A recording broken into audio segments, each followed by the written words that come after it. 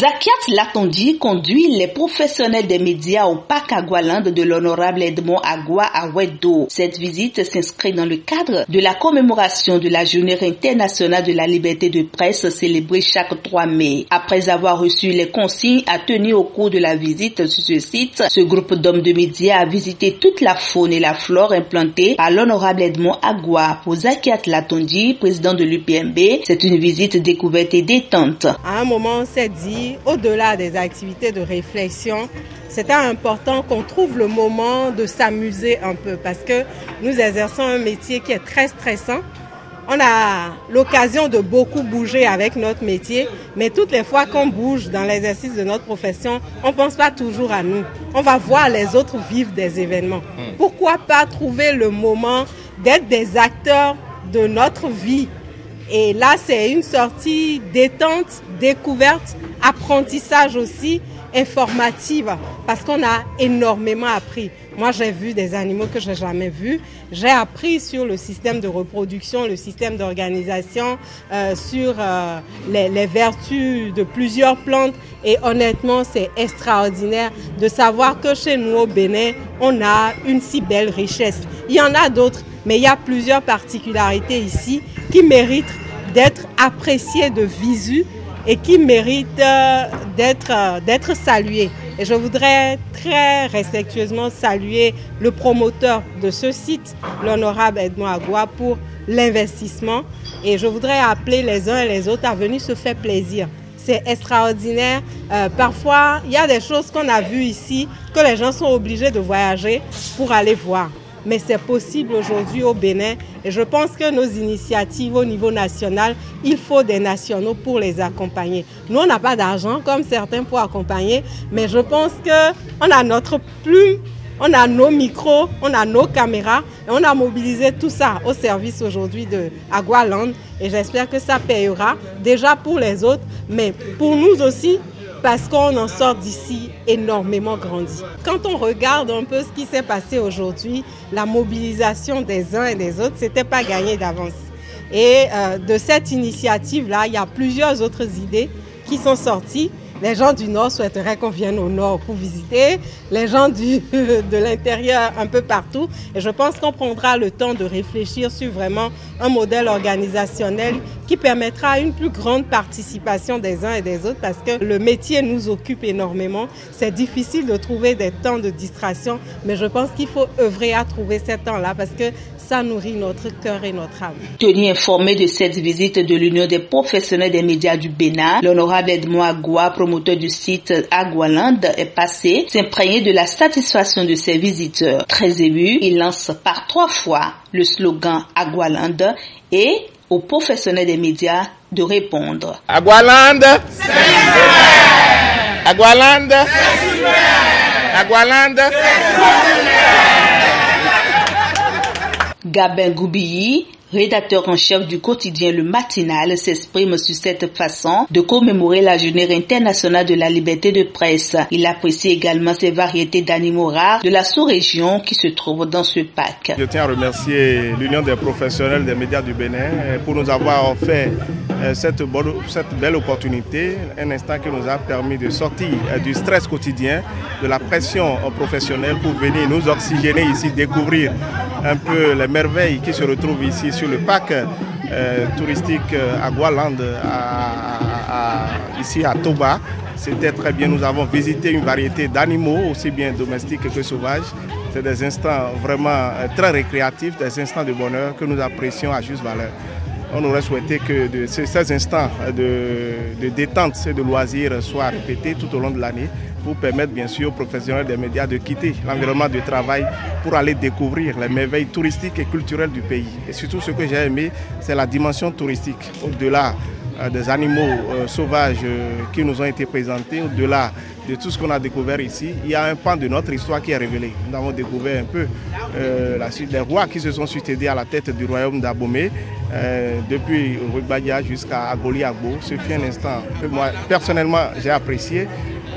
On se perdait parfois, dans l'émotion, on avait une très vive émotion à des moments donnés. Et je remercie beaucoup le compatriote, l'honorable Agua, pour avoir eu cette géniale idée. Et nous invitons tous les politiques de ce pays, toutes ces personnalités-là qui veulent soutenir ces genres d'initiatives, à le répéter dans d'autres régions parce que, vous savez, c'est jusqu'à Boum-et-Calavi, nos frères qui sont dans d'autres régions, il y a un problème de distance.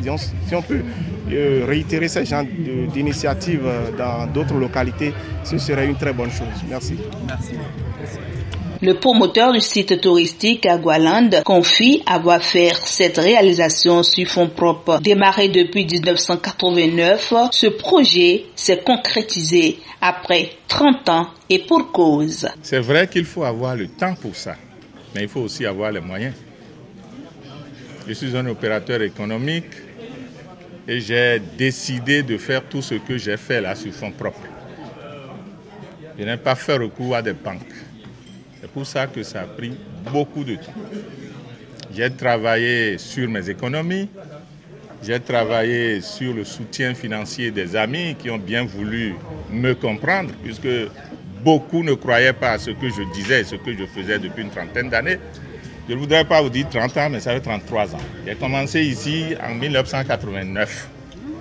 On est en 2022, je crois que ça fait 33 ans maintenant. J'avais commencé par un petit verger. Après, c'est l'élevage des poules pondeuses. Après, c'est l'élevage des oiseaux que j'importais depuis l'Europe, les faisans, les cailles, les perdrix grises, les perdrix rouges. J'ai voulu faire un peu de particularité pour voir ce que c'est que la vie, ce que c'est que la nature, qu'est-ce que les autres ont et que nous n'avons pas et que nous pouvons faire chez nous. Il y a des plantes, des arbres fruitiers que personne ne pensait avoir réussi à planter et à faire produire des fruits au Bénin. Moi, je les ai essayés, j'ai réussi à le faire. Cela veut dire que nous sommes capables d'autant de choses que ceux qui vivent dans les pays, des grands pays. Seulement, il faut essayer, il faut oser. Vous voyez, j'ai été passionné par cette activité parce que je veux profiter de l'occasion pour vous le dire. Moi, je suis orphelin de mère. Ma maman était décédée 3 mois juste après ma naissance. Donc j'ai été nourri tout le temps par le lait de vache. Ça fait que l'amour pour les animaux est un peu particulier. Je ne sais pas s'il y en a parmi vous qui puissent accepter que des chats ou des chattes passent leur nuit dans leur lit. Je ne sais pas s'il y a beaucoup de gens qui puissent accepter que des teckels, des petits chiots, les caniches, les royoshi, toutes les petites chiennes et les petits chiens puissent passer des nuits dans leur lit. Moi, je l'avais fait. Pendant que j'étais encore élève, je circulais dans la ville de Cotonou avec ma moto et des petits singes sur mon réservoir. Je dis que je ne me séparais pas des animaux. Deuxième chose qui m'a amené à me dire qu'avec les animaux, je peux me faire une vie, est que quand j'étais en classe de CP2, mon papa m'avait acheté une chatte. Et à partir de cette chatte, à Bégamin, j'étais à l'école laïque, la chatte faisait des chatons que je liquidais à des petits prix, 10 francs, 15 francs, il y a 40 ans. Et j'étais le plus riche du quartier. À partir de ça, puisque la chatte était tellement gentille qu'elle mettait 7 à 8 chatons. Et à chaque fois, et 2 fois par an. Vous voyez un peu ce que cela signifie. 10 francs il y a 40 ans, c'est beaucoup d'argent pour quelqu'un qui était en classe de CP2. Donc on ne peut pas avoir tout ça là et ne pas aimer les animaux. Alors à partir de ce que j'avais commencé par faire ici, j'ai eu aussi beaucoup d'argent. Les œufs, en matière d'élevage, la production des œufs est très difficile mais beaucoup rentable par rapport à tous les autres élevages. Je suis passé par là aussi. Et après ça, j'en suis là aujourd'hui. J'ai fait tout ce que je pouvais faire. Ce qui est particulier ici, c'est que je n'ai jamais eu un architecte. Tout ce qui est fait, tout ce qui est construit en sous-sol ou en terre plate est venu de moi.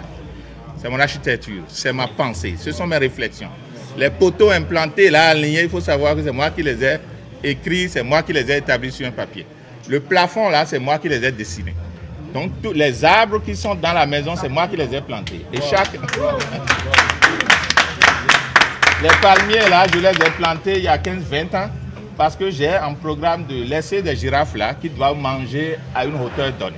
Donc tout ce qui est fait dans cette maison est fait selon un calcul donné. Et c'est ça l'homme.